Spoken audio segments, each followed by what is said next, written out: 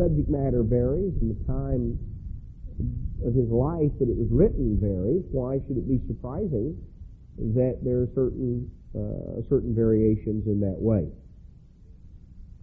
Well, chapters 36 and 37 deal with the Assyrian invasion of Judah and Hezekiah's reaction to that invasion and God's deliverance. Chapter 38 deals with his illness and his subsequent healing. And then in chapter 39 we see what ultimately proved to be a mistake in terms of Hezekiah's dealing with the Babylonian ambassador. Chapter 40 deals with a commission that God gives to this work, to his end-time work, to speak comfortably to Jerusalem and to prepare the way before Jesus Christ. Chapter 41 focuses in on the fact that prophecy is a proof of God, and God's greatness is contrasted with the puniness of man. Chapter 42 continues to focus in on the coming of the Messiah. It shows us that prophecy is again pointed out as a proof of God. Christ is coming to magnify the law. This is all brought out in chapter 42. Chapter 43 deals with the regathering, the redemption of Israel. 44 and 45 shows how God will ultimately pour out His Spirit upon Israel. It also is a prophecy of Cyrus, and the greatness of our Creator is praised. Chapter 46 again points out prophecy as a proof of God. Chapter 47 deals with actually what is Rome, or the Catholic Church, as we will notice here. We see in chapter 48 a prophecy that points out modern Israel using the name of God, but not really practicing what they preach, how that ultimately they will be punished and then redeemed.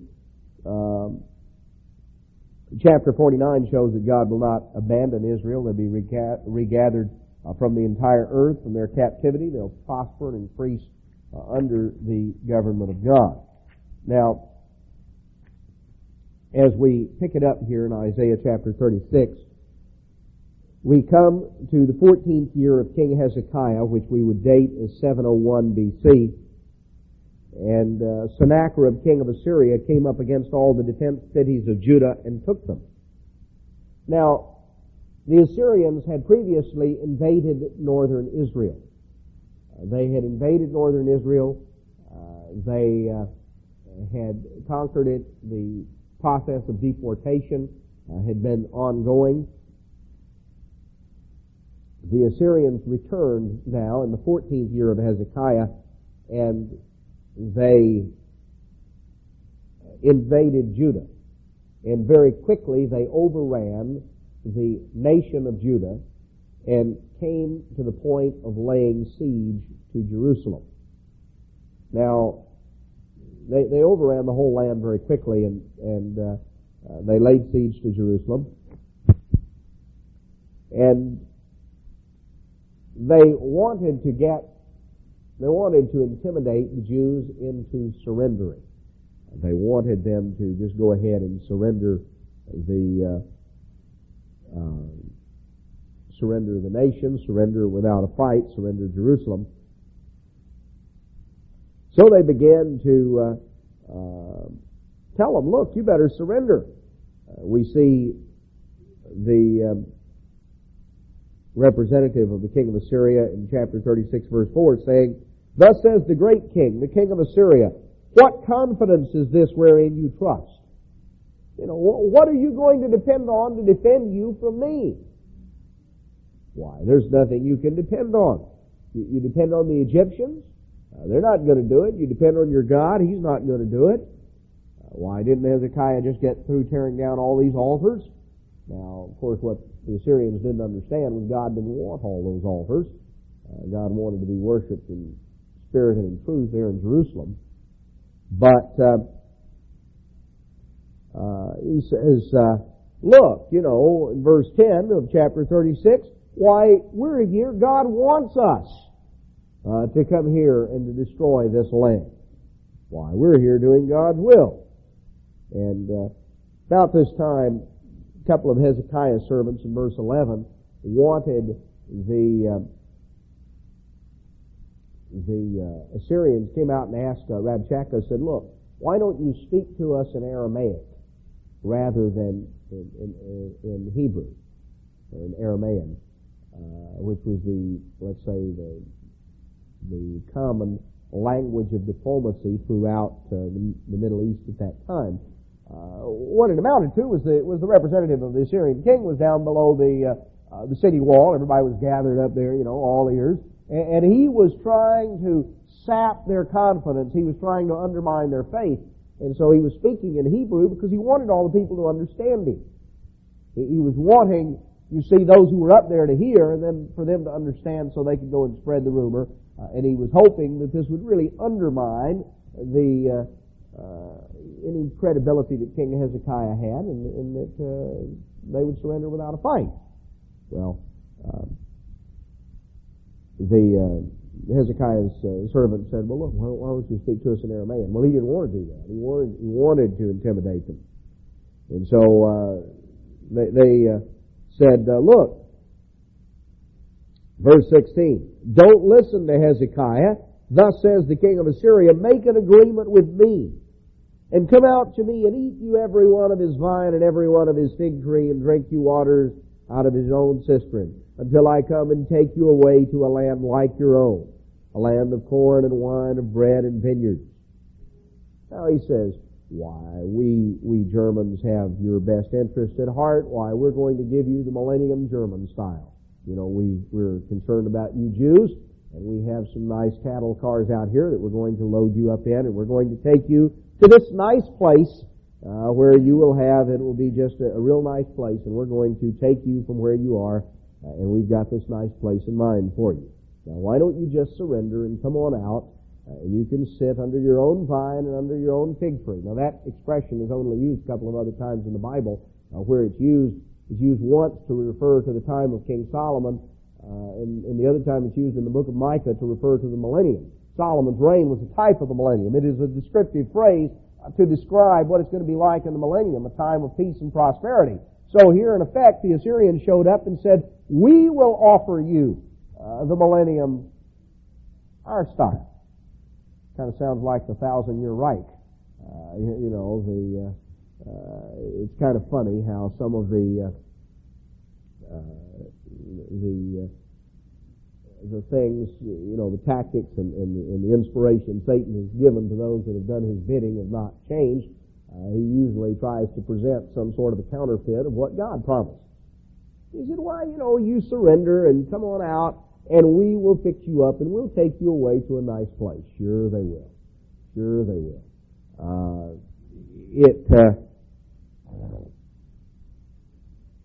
And so he says, your God can't deliver you.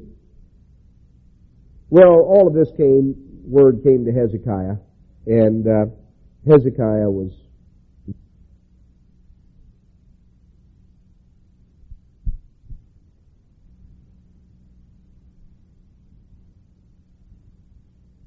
went to the house of God, and he was very concerned and had been deeply praying to God about this whole matter. Hezekiah received a letter that demanded unconditional surrender and laid out all kinds of accusations. And in verse 14 of Isaiah 37, Hezekiah received the letter from the hand of the messengers, and he read it. And he went up to the house of the Lord, and he spread the letter before the Eternal. And Hezekiah prayed out unto the Eternal, saying, O Eternal of hosts, God of Israel, that dwell between the cherubim, you are the God, even you alone, of all the kingdoms of the earth. You have made heaven and earth. Incline your ear, O Eternal, and hear. Open your eyes, O Eternal, and see, and hear all the words of Sennacherib, which is sent to reproach the living God. And he goes through and he says, in effect, when Hezekiah got the letter, what he did was he went into the temple and he laid it before God, and he said, look, you can read this, you see what they're saying. They're comparing you to the gods of the nations. Now, truly, they've triumphed over all these nations, and those nations' gods couldn't deliver them because they are really no gods. But you're the Creator God, and he really besought God and really earnestly sought to God. God sent word to Hezekiah by Isaiah that said, look, I will take care of this. I will intervene in your behalf. I will defend this city. Verse 35 of chapter 37. I will defend this city to save it for my own sake and for my servant David's sake. Then the angel of the Eternal went forth and smote the camp of the Assyrians 185,000. And when they arose early in the morning, behold, they were all dead corpses. Now the dead corpses didn't get up and discover they were dead and promptly lay back down. It was the people who were alive got up the next morning and saw that there were 185,000 soldiers who had died the night before, the army of the Assyrians. And we're told that when Sennacherib, the king of Assyria, verse 37, departed and went and returned and dwelt at Nineveh. And you can imagine, he got up the next morning, started calling for his servants, and nobody came, and you just kind of visualize in your mind how mad he must have gotten that nobody was there to hand him his morning cup of coffee or bring him his house shoes or whatever it was he wanted. And he hollered a few times and nobody showed up. And by the time he finally got himself out of bed, he must have been about ready to chew nails. He was really gonna fix this guy, this lazy servant of his. Was off hiding somewhere, and he walked out the door, and what he saw was dead soldiers laying around. And he started looking around in the camp, and everywhere he looked, all he saw was dead soldiers. I would suspect that he departed and went and returned, all three of them, about as quickly as he could, get on a horse and get him out of there. I don't imagine he let his shirt tail touch his back until he got to Nineveh. He was hightailing it. And when he got to Nineveh, he went in to worship in the house of his God, and his sons came in and assassinated him. So he had been saying some derogatory things about the God of heaven a little earlier, and he found out very quickly who was able to deliver whom. That he was challenging the armies of the living God. Now, we see Hezekiah's response. When Hezekiah was confronted with a problem of this magnitude, Hezekiah went to God. He recognized that the source of our solutions, the source of our help, is God. And he went to God in faith and in confidence. Now, chapter 38 in verse 1 tells us that in those days Hezekiah was sick unto death.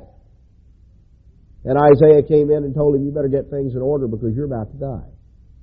Now, Josephus tells us that this was the last 3 days of this Assyrian siege of Jerusalem. You see, interestingly enough, and we know this from secular history and from Josephus, that the night the Assyrian army died was the night of the Passover. The death angel passed through the camp. And guess who wasn't under the blood of the Lamb? The Assyrians. And the same as the Egyptians had been many centuries earlier. It was in the context of the Passover that God intervened and wiped out the Assyrian army, and it was also in that same context that God healed Hezekiah. Because Hezekiah was in those same days. Have you ever seen, when it rains, it pours? Everything that can go wrong happens at the same time. Hezekiah must have felt like that. Here he was, and realized that this, we read it in about 10 minutes and think, boy, wasn't that great? Hezekiah had faith. And we go right on. But you realize, this thing had been building for months and months. The Assyrians had been sending ultimatums, and they had been invading other nations. They had invaded northern Israel much earlier, and God had spared Judah. Hezekiah had been serving God. You remember the story of his great Passover, the most tremendous observance of the Passover since the days of Solomon? And all of the things that had happened, see, like 12, 13 years earlier. So all of this had been going along for a period of years. Now, here the Assyrians invade, and they begin to pour through the land, and as a few weeks go by, they have overrun more and more of Judah. They had gone down and they smashed the Egyptians, and then they came back up to bring both armies together to come against Jerusalem. Now, don't you think all through this time, for all these months, and now particularly in the last few weeks, Hezekiah has really been praying and crying out to God for deliverance, and the Assyrians kept overrunning more and more and more until finally they overran the whole land, had Jerusalem surrounded, put siege against it, then began waging the psychological warfare to wear down the people and to discourage them. And then to top it all off, right at a moment like that, Hezekiah gets sick. And he gets really sick. And he takes to his bed, and finally God's servant, Isaiah, comes in and says, look, got bad news. You're going to die. So you better just get your affairs in order, and you're going to die from this. Well, Hezekiah was, he must have been feeling pretty low about that time. But he began to really cry out to God. He went to God with it. He had besought God for his intervention in terms of healing, and God intervened and healed Hezekiah, and that evening wiped out the Assyrian army. That evening of the Passover,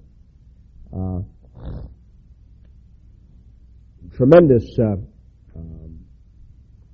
intervention that God performed. We need to recognize as we go through some of these things and as we read them that Hezekiah lived through his trial the same way you and I live through ours, one day at a time. Now, when it's over with, we look back on it and we know how it turned out, and it seems simple enough as time distances us from it.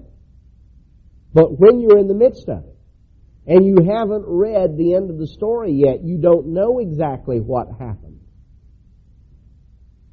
You only know by faith. Faith is the evidence of things not seen. It is the substance of things hoped for. It is fundamental to our relationship with God. Without faith, it's impossible to please God. That's what we're told in the book of Hebrews. Hezekiah stands out as an example of faith, as an example of one who looked to God and trusted God, and God performed tremendous miracles. God added 15 years to the life of Hezekiah. See what he told in verse 5, chapter 38, verse 5, "Go and say to Hezekiah, thus says the Eternal, the God of David your father, I have heard your prayer, I have seen your tears, behold, I will add unto your days 15 years, and I will deliver you in this city out of the hand of the king of Assyria, and I'll defend this city." All of a sudden, at one time, the whole thing began to break. But can you imagine how Hezekiah must have felt like the whole world was caving in on him at the same time? Here was the Assyrians about ready to lay waste to the city, and he was about ready to die. And where's God? You see, God does not always step in at the moment that we think God ought to do so. God chooses His time. God worked a tremendous miracle here, and there were actually several psalms that were added. There were 15 psalms that were added to the Scripture, Psalms 120 to 135. These are termed, if you look at them, the Psalms of degrees, or the Psalms of ascents, as each one is entitled. Psalm 120 to 134, rather, 120 to 134. There are 15 of them. Hezekiah said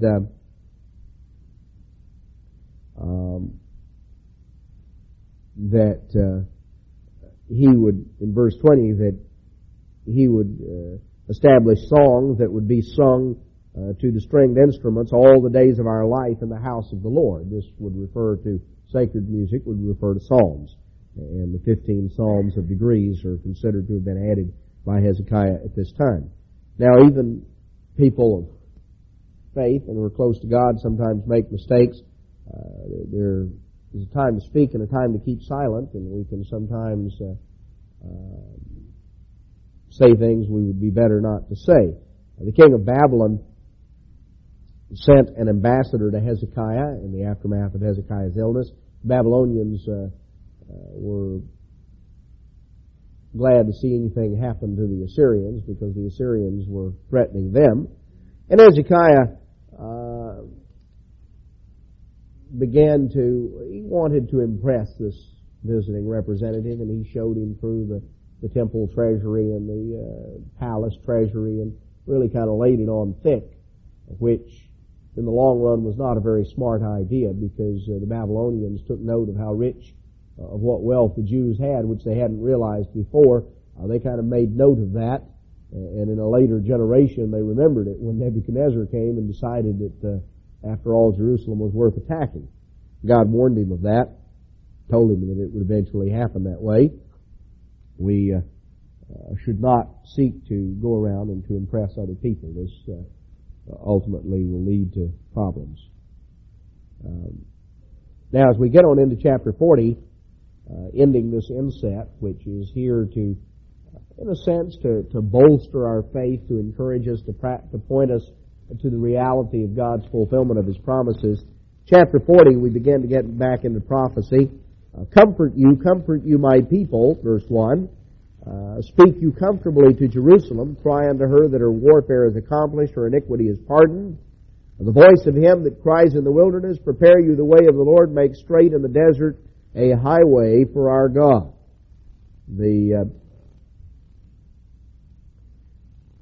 So we find really, in a sense, the commission of part of the mission of this work defined here in Isaiah 40, verse 3. The voice of him that cries in the wilderness, that was used as to refer to John the Baptist, who prepared the way for Christ's first coming, and that statement is quoted in reference to John the Baptist. It would also, of course, be in reference to the work that God has done through this work, through the Philadelphia era of His church, to prepare the way for the second coming of Christ. A voice crying in the wilderness, prepare the way, make ready. Then,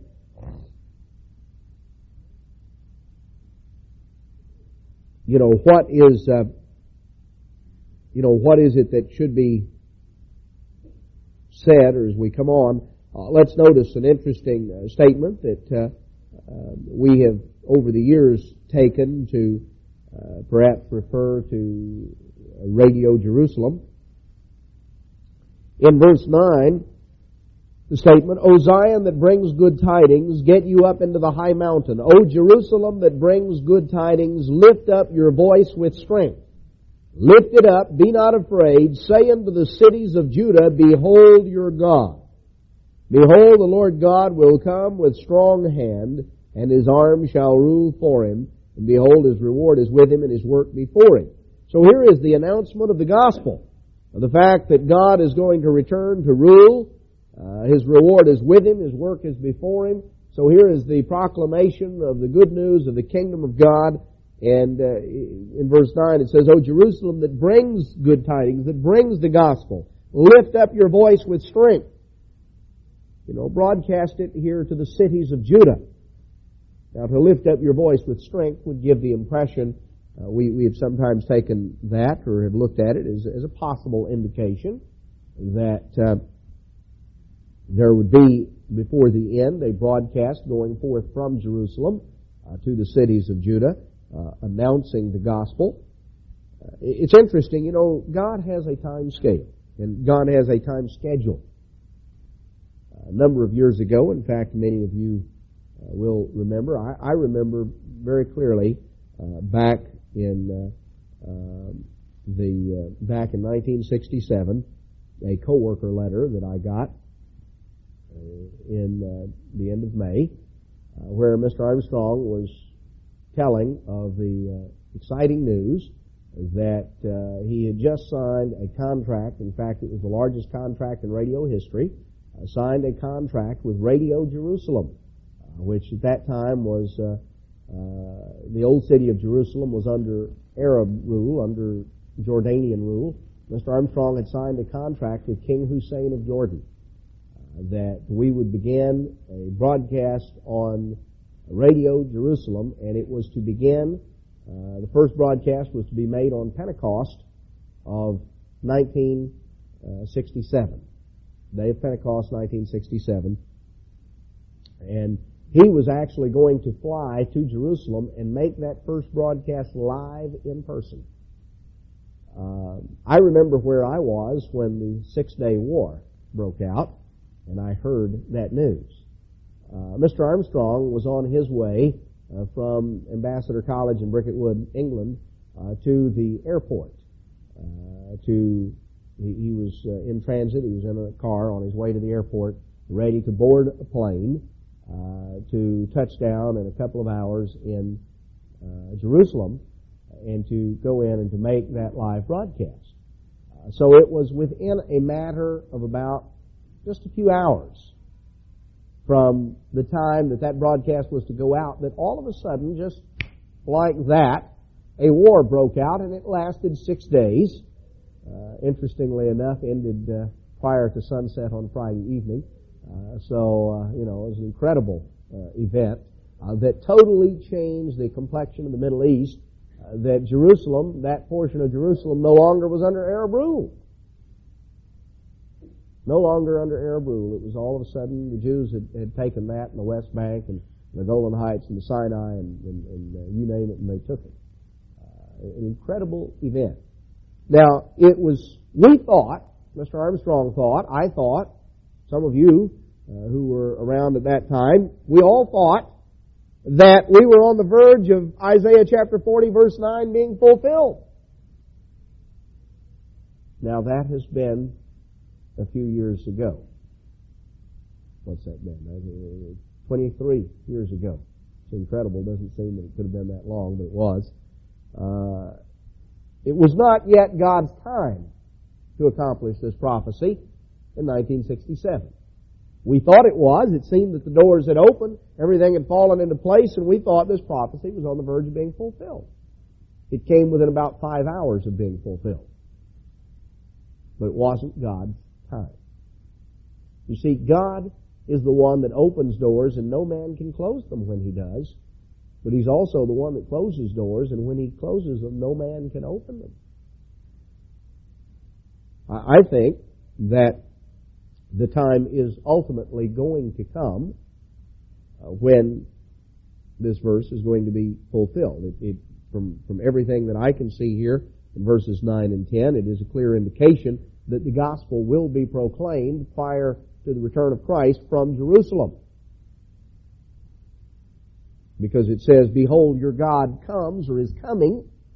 That means it's a statement. That's a statement that is made prior to the return of Christ. So He will come. It didn't say He has come and He's already here. He will come, and He's going to rule. His reward is with Him. His work is before Him. This statement, this proclamation that is going to have to be made to the cities of Judah, which has not really gone out, has not really reached them as a warning and a witness yet. But God will do so in His time.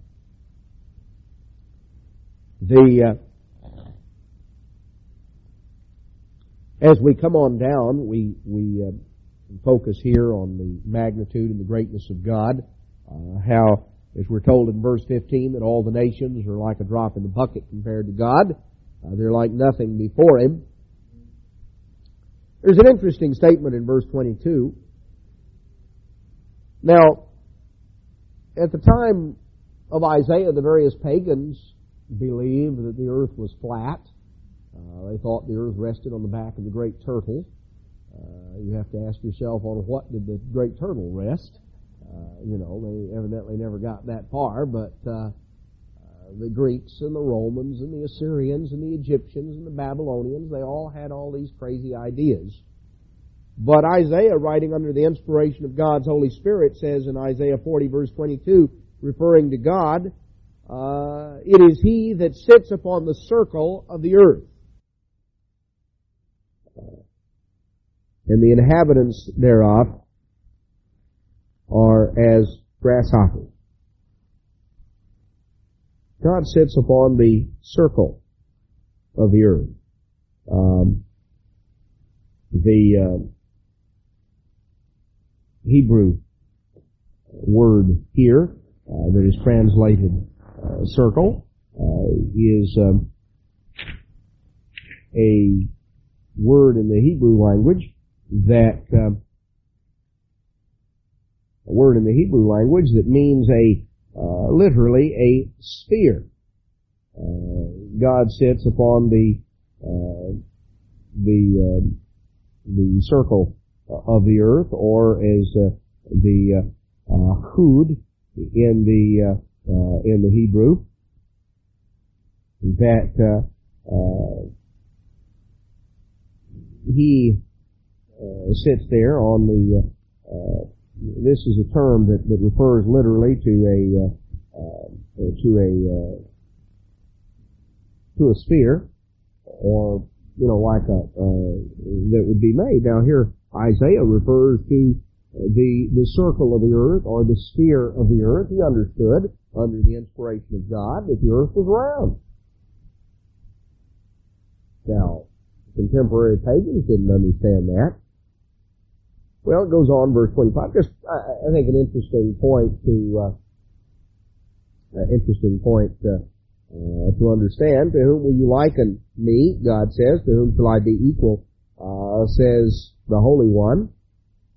Who are you going to compare God? To whom will we compare God? Then he goes on in Isaiah chapter 41. In verse 4, it says, I am the eternal, the first and the last. I am He. And he says in verse 21, produce your cause. It says, the eternal, bring forth your strong reasons, says the King of Jacob. Let them bring them forth and show us what shall happen. Let them show the former things what they be, that we may consider them and know the latter end of them, or declare unto us things for to come. Show us the things that are to come hereafter, that we may know that you're God. Yea, do good or evil, that we may be dismayed. Now, what is brought out here in Isaiah chapter 41 is that fulfilled prophecy is a proof of God. Fulfilled prophecy. And it is brought out as a means of telling the true and all-powerful ruling Creator God from the idols of men's invention. It is the great contrast. Now here the critics want to come along and they want to say, well, Isaiah didn't write this part of the book. This was just added in later. The whole context, the whole way that it's brought out is, look, I'm telling you things that are going to come to pass afterward. This is a proof. Prophecy is a proof. How do you stick something like that in afterward and have it accepted? How do you challenge and make an issue out of the fact that you're going to tell things that are going to come to pass, and that's a proof that you speak for God, when you're telling about things that happened 50 or 100 years ago? That doesn't give you any credibility.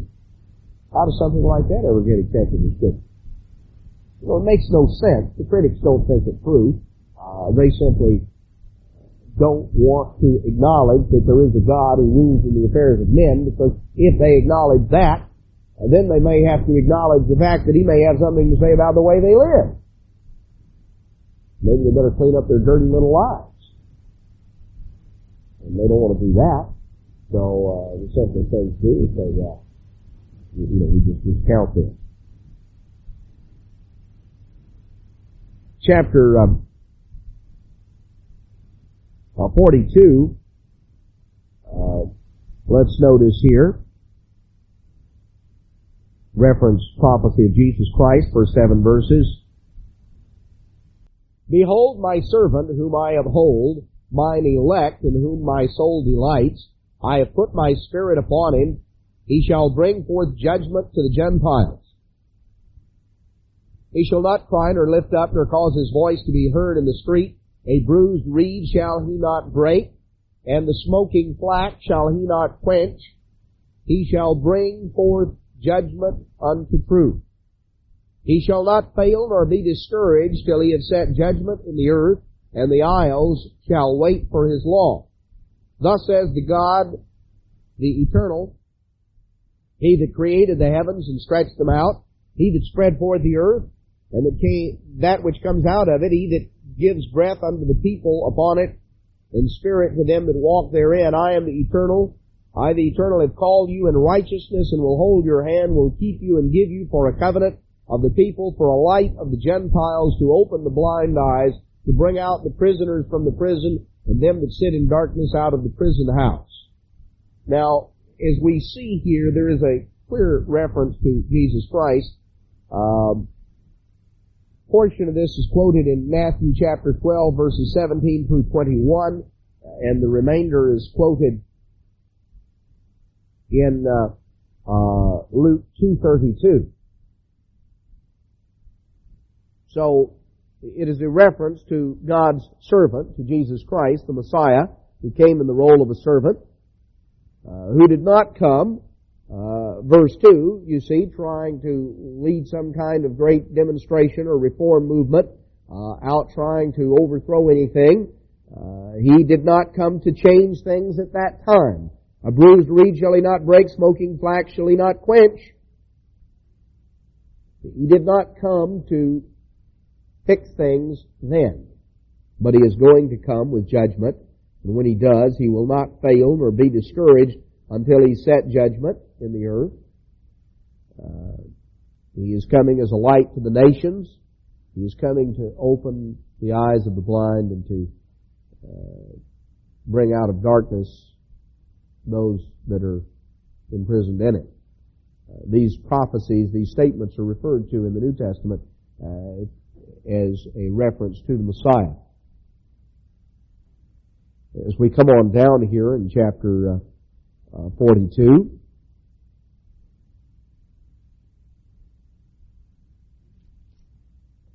another reference to what the Messiah will do. In verse 21, the Lord is well pleased for his righteousness' sake. He will magnify the law and make it honorable. He will magnify the law and make it honorable.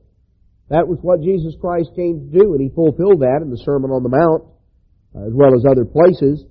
Christ did not come to minimize the law. He did not come to do away with the law. He came to magnify the law. He said in Matthew chapter 5, don't think I've come to destroy the law or the prophets. I've not come to destroy, but to fulfill, but to fill it up, to make it complete and full. He came to magnify. That was actually prophesied right here in Isaiah chapter 42. Continuing on in chapter 43, we have a clear reference to the fact that the Lord of the Old Testament is the one who actually became Jesus Christ in the New. Notice chapter 43, verse 11.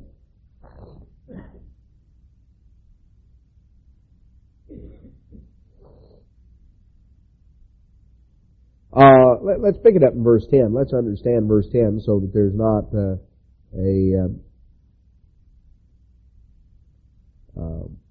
misunderstanding on that. He says, you are my witnesses, says the Eternal, and my servant whom I have chosen, that you may know and believe me, and understand that I am He. Before me there was no God formed, neither shall there be after me. I, even I, am the Eternal, and besides me there is no Savior. I have declared and have saved, and I have showed when there was no strange God among you. Therefore you are my witnesses, says the Eternal, that I am God. Before the day was, I am He. There is none that can deliver out of my hand. I will work, and who shall let it? Who shall hinder it or turn it back? Now, when he says, before me, verse 10, there was no God formed, neither shall there be after me. Now, the word God here is Elohim. It is the word that it is the I am ending is a plural ending in Hebrew. Normally, any word in English, for instance, when we make it plural, we add an S. In Hebrew, the I am ending is the common ending for a plural ending. It is the term that is used for God, referring to the God family. In Genesis chapter 1, when it says, in the beginning God created the heavens and the earth, the word is Elohim. And on down a little later when it said, God said, let us make man in our image, after our likeness, clearly showing with the use of the plural pronoun, God said, let us make man in our image after our likeness.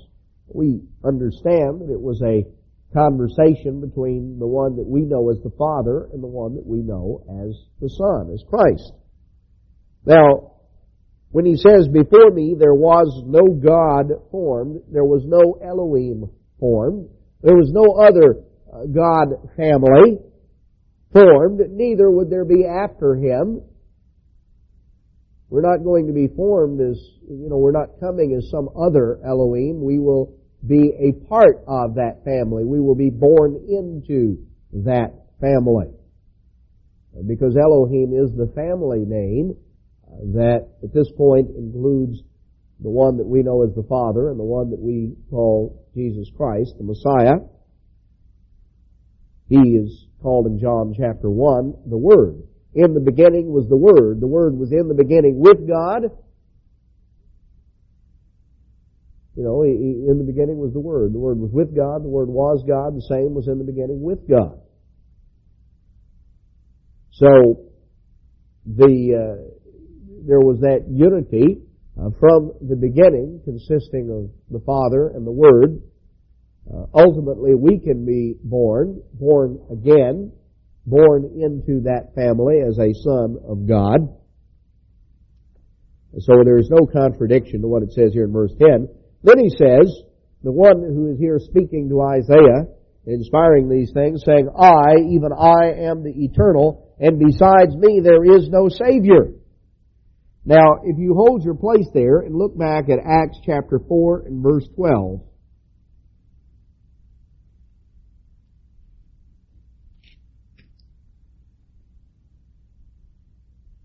Acts chapter 4 and verse 12, it says, neither is there salvation in any other, for there is none other name under heaven given among men whereby we must be saved. Now, Isaiah 43:11 says, I am the eternal, besides me there is no Savior. Acts 4:12 says, neither is there salvation in any other. There's no other name given under heaven whereby men must be saved. Showing clearly that the one that is referred to in Acts 4, one that we know as Jesus Christ, is clearly the eternal, the Lord of the Old Testament, the one who is identified here as the Savior. You remember, Christ came to reveal the Father. The Father was not the one who had dealt with the Old Testament patriarchs. It was the Word. It was the one that we know as Christ. And He came to reveal the Father because they did not know the Father. Okay, let's go on. Let's notice a little further.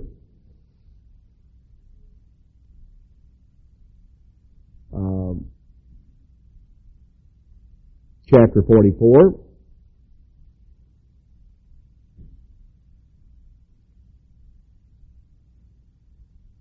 Verse 1. Yet now hear, O Jacob my servant, and Israel whom I have chosen, thus says the Eternal that made you and formed you from the womb, which will help you. Fear not, O Jacob my servant, and you, Jeshurun whom I have chosen. I will pour water upon him that is thirsty, and floods upon the dry ground. I will pour my Spirit upon your seed, and my blessing upon your offspring. They will spring up as among the grass, as willows by the watercourses. Now, here we're shown that God is going to pour out His Spirit upon Israel, and it's going to cause Israel to flourish like willow trees on a riverbank. He says, I'm going to pour out my Spirit upon your seed, verse 3. And ultimately that is going to occur in completion in the world tomorrow. Verse 6, thus says the Eternal, the King of Israel and His Redeemer, the Eternal of hosts, I am the first and I am the last. Besides me, there is no God. There is no Elohim. There is no other God family. God used here in that sense as the family name, referring to the Father and Christ. He goes through in the remainder of chapter 44 and he talks about the idols, and the idols are ridiculed, and he describes how they make this idol. And verse 12, the smith with the tongs works in the coals and fashions it with hammers, works it with strength in his arms, and he's hungry, and his strength fails, and if he doesn't drink water, he's faint, and the carpenter stretches in his arm, his strength fails, and if he doesn't drink water, he's faint, and the carpenter stretches out his rule, he marks it out with a line, he fits it with planes, he marks it out with a compass, makes it after the figure of a man, according to the beauty of a man. He hews down cedars and takes cypress and oak, and he takes trees, maybe he planted it, the rain nourished it, and some of it he cuts down, and he uses it for firewood to warm himself up, and part of it he uses as wood here with a cook stove, and he bakes bread, and then part of it he takes and he makes a god out of it and worships it.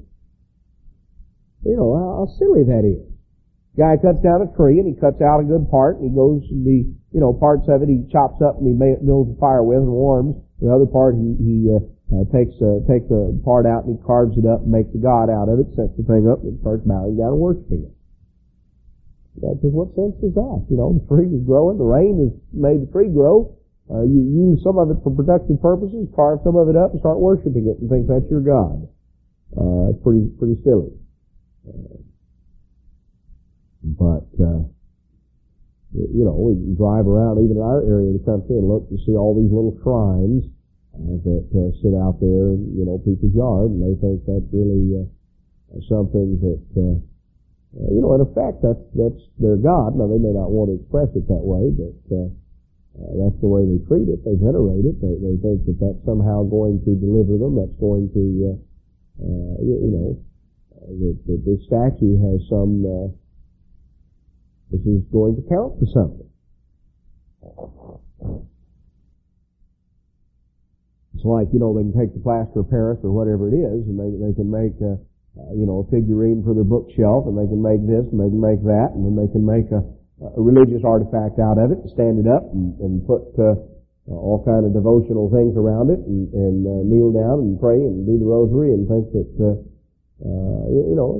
same thing. Human nature hasn't changed a whole lot. People still do.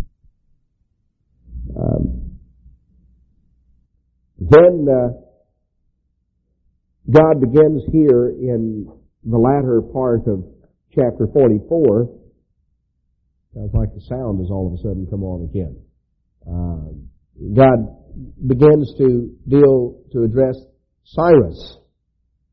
And in verse 28, referring to God, that says of Cyrus, He is my shepherd and shall perform all my pleasure.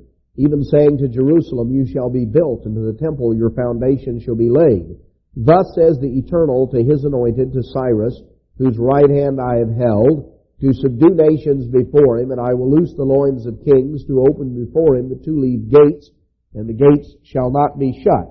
And I will go before him and make crooked places straight, and break in pieces the gates of brass, and cut in sunder the bars of iron. I will give you the treasures of darkness and the hidden riches of secret places, that you may know that I, the Eternal, which called you by your name, am the God of Israel. Jacob my servant's sake, and Israel mine elect, I have called you by your name, I have surnamed you, even though you have not known me. Now I'll tell you, it is a very interesting story when you go through the story of Cyrus. And all of the things that Satan tried to do to prevent this prophecy from being fulfilled. God prophesied of Cyrus' birth 150 years prior to it, and what Cyrus was going to do. Cyrus, of course, ultimately was the one who united and put together the empire of the Medes and the Persians, and sent in his, besieged Babylon, conquered Babylon. That was the night of the handwriting on the wall, and then in turn issued the decree that allowed the Jews to return from Babylon and to go back and rebuild Jerusalem. Now, Cyrus's grandfather, if you go back in history, the Persians ruled over the Medes, and they looked down on the Medes and ruled over them. Now, this king of the Persians had a dream. And in his dream, as it was interpreted, he would have a grandson that would overthrow him. He would have a grandson that would overthrow him and would take his place. Well, he was determined that that was not going to happen. When the time came for his daughter to get married, he decided that he would not marry her to anyone who would potentially be a rival. He would marry her to a Mede, because this would really, would ensure that no grandson of theirs would ever amount to anything. He would marry her not to a Persian but to a Mede, who were subject people, and so he married her to the son of a Median chief. And didn't give a whole lot more thought to it. Well, a little later he had the dream again. He began to get worried, so he found out his daughter was pregnant, and he made arrangements for her to come to his palace to have the baby. And he decided that what he would do is that he would take the baby when it was born, and he would have it killed. So he called his servant, whom he trusted, and said, "Look, when the baby is born, I want you to take it out and kill it." Well, the servant took the baby, and when he went out of the palace, he couldn't bring himself to kill the baby, so he figured what he would do was he would pass the buck to somebody else. So he gave it to a shepherd who kept some of the royal sheep, and told him to go and take the baby and expose it out on the mountain and let the animals kill it, just put it out there. So he, in a sense, kind of got himself off the hook, where he didn't have to do the dirty work with his own hands, but he thought he had it done. Well, it so happens that the shepherd's wife had a child right at that same time, and the child was stillborn. So the shepherd got the idea that rather than kill this baby, what he and his wife would do is simply raise it as their own, and they would take their baby that had just been born, that was born dead, and they would put that in the basket out on the mountain, and the king would never know the difference, and they would, at least have this little child to raise. And they did. And things went on until the child got on up to be pretty good size, and the child found out the story eventually, went on to rally all the Medes, led a Median army in. The Persians were so overwhelmed. See, the story of Cyrus's, the story of the Persian king's dream had gotten around, and when Cyrus showed up with an army of the Medes, the Persians were so intimidated, feeling like this prophecy was certainly going to happen, that they all surrendered without a fight and went over to his side, because they figured they were doomed. That he had escaped death all up until now. So sure enough, his grandfather was out of a job, and now he was the king of the Medes and the Persians. And out of what had sought to be death. Now, it's interesting. This story comes from the Greek historian Herodotus, who wrote about 500 B.C. I mean, this was a story out of secular history, a pagan Greek historian that records the story. So even the Greeks, even the pagans recognized they even really, in effect, testify to the authenticity of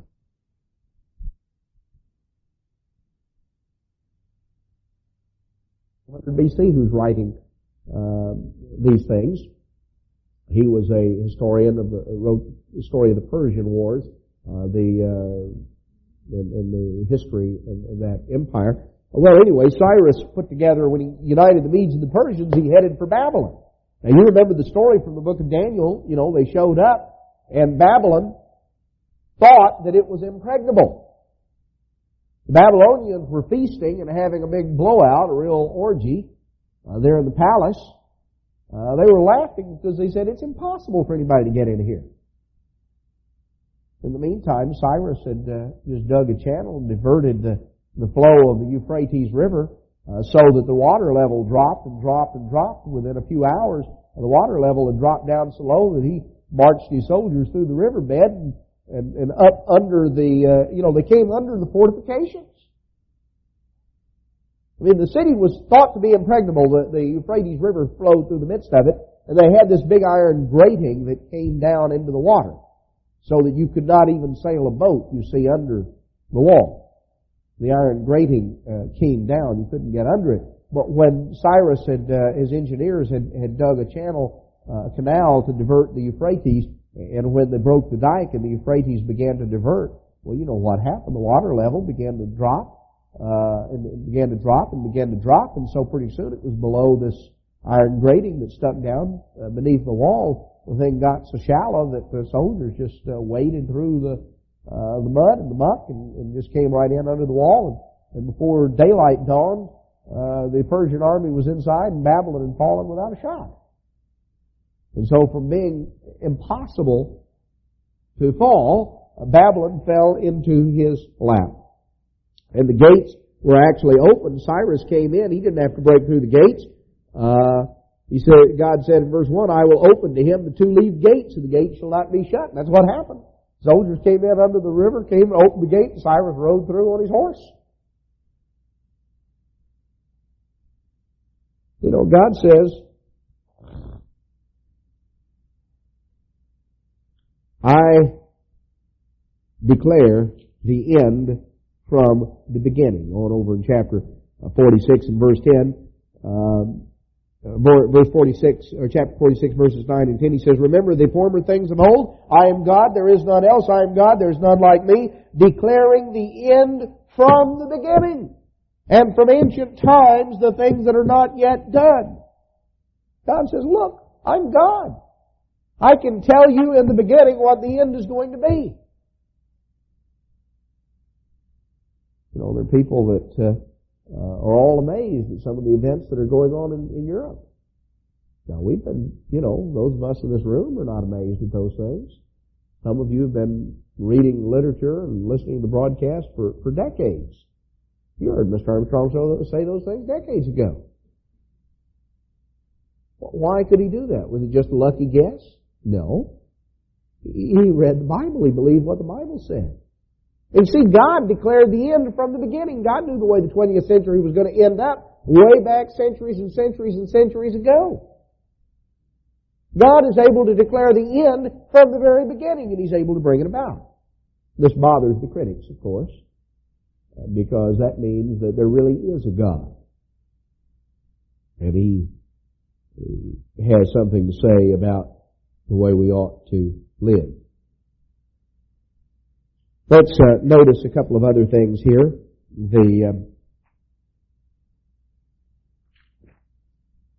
In Isaiah chapter 45, verse 18, Thus says the Eternal that created the heavens, God Himself that formed the earth and made it. He has established it. He created it not in vain. He formed it to be inhabited. I am the earth, I am the Eternal, there is none else. Now, the word translated in vain here in Isaiah 45 in verse 18 that it is the exact same. It is the exact same word that is used back in the book of Genesis, where it describes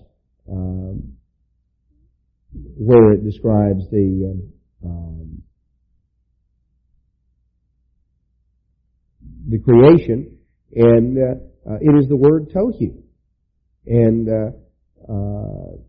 that is the word that is translated in Genesis chapter 1 when it says, in the beginning God created the heavens and the earth was without form and void. Well, the word that's translated without form back there in Genesis 1 is the word tohu. Now, Genesis 1 tells us God created the heavens and the earth was without form. The earth was tohu and bohu. Well, here in verse 18 of Isaiah 45, it says God created the earth and He established it. He did not create it, tohu. Now, Genesis 1:2 tells us the earth became that way. Isaiah 45:18 says God didn't make it that way. So something happened between the time God made it and the time we pick up the story in Genesis 1 verse 2. And what happened in between was the rebellion of Lucifer that resulted in the destruction, in the chaos and the confusion that came to take place on earth. So, just kind of a little aside or something that it is good to note. We've already commented upon chapter 46, verses 9 through 13, how God shows that there's none like Him, because He alone is able to declare the end from the beginning. Prophecy in general, and the prophecies of Christ and His coming in particular are proofs of God. God is going to bring these things to pass.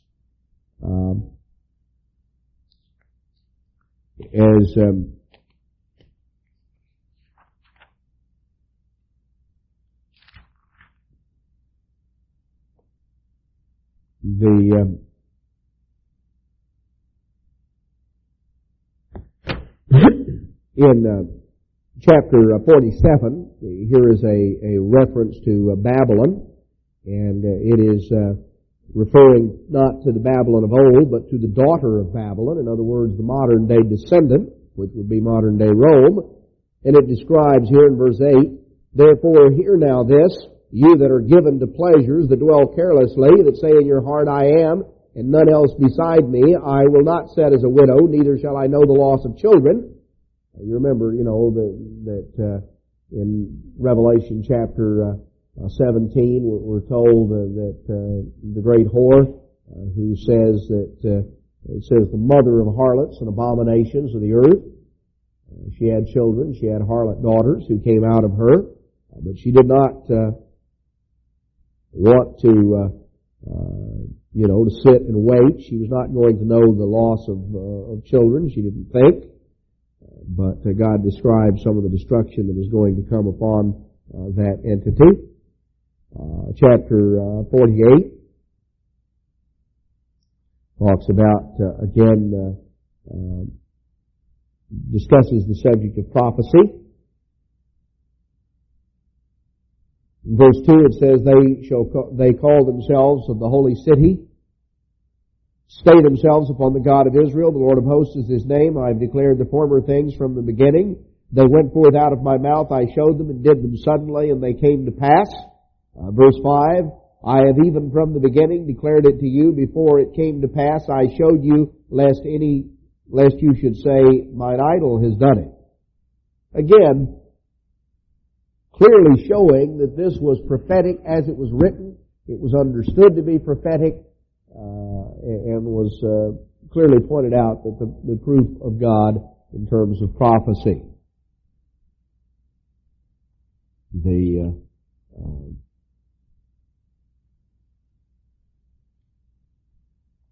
We come on down in chapter 49. We might note in verse 8, "Thus says the Eternal, in an acceptable time have I heard you, and in a day of salvation have I helped you, and I will preserve you and give you for a covenant of the people, to establish the earth, to cause to inherit the desolate heritages." Here is a statement referring to the fact of how that in a day of salvation, and it is there's not a definite article used in the Hebrew, and showing the fact that there is not simply one and only one, the day, but there is a day.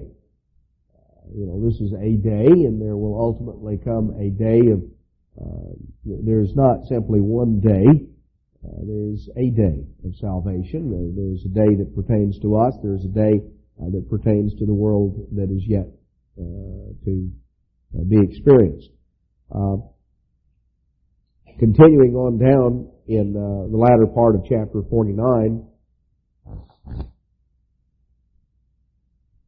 it shows, you see, that the time for the salvation of Israel, that is that is a day of salvation.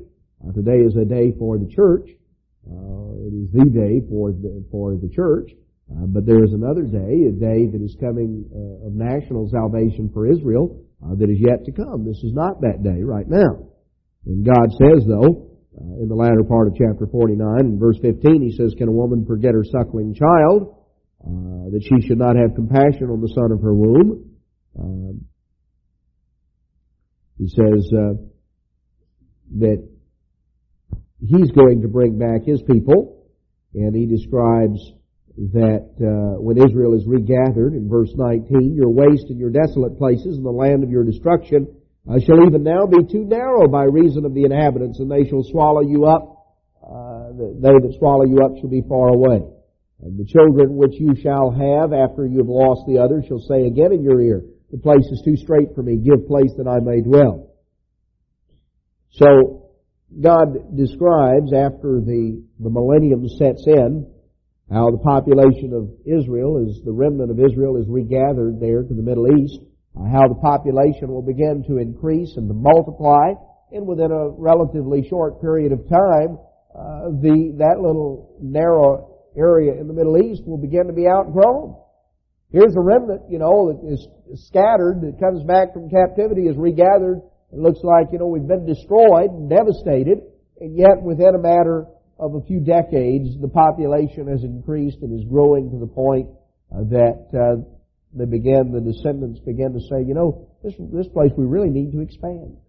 We need a place to go. Well, they're going to spread back. Israel is going to begin to recolonize the areas that God had given them. They begin to spread back to the United States and Canada and Britain and Australia, to the areas of Israel. That is going to occur there in the beginning of the millennium. Well, we focused in here on this section, in this portion of Isaiah. If I could get a little help to pass out questions on the remaining portion.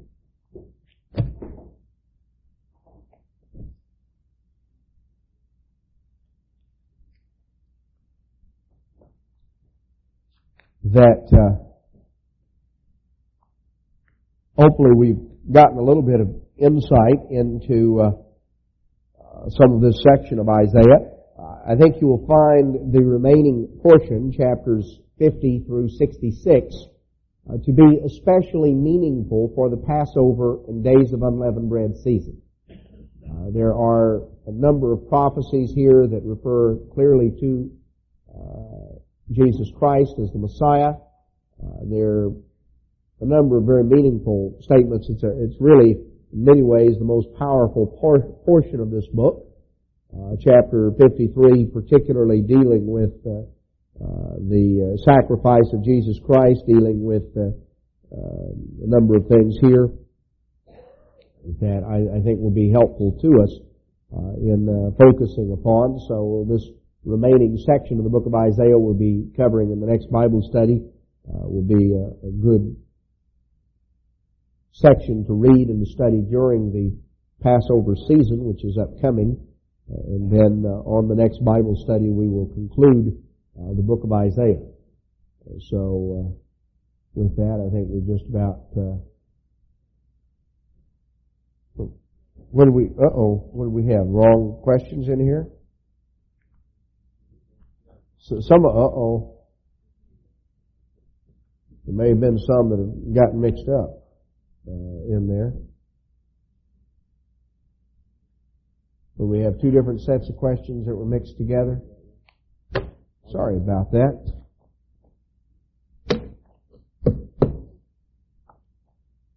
Well, I won't tell you that's my first mistake today, because it's not. I wish I could be sure that it would be my last, and I can't even tell you that with confidence, but anyway.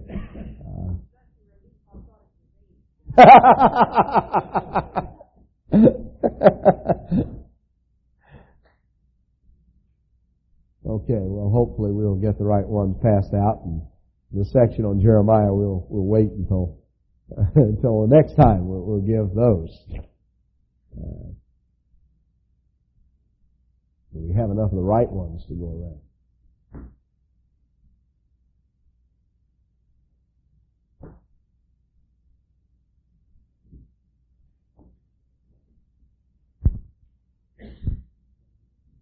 Okay. Well, very good seeing all of you this evening, and take care and have a good week, and I look forward to seeing you on the Sabbath, God willing. Good night.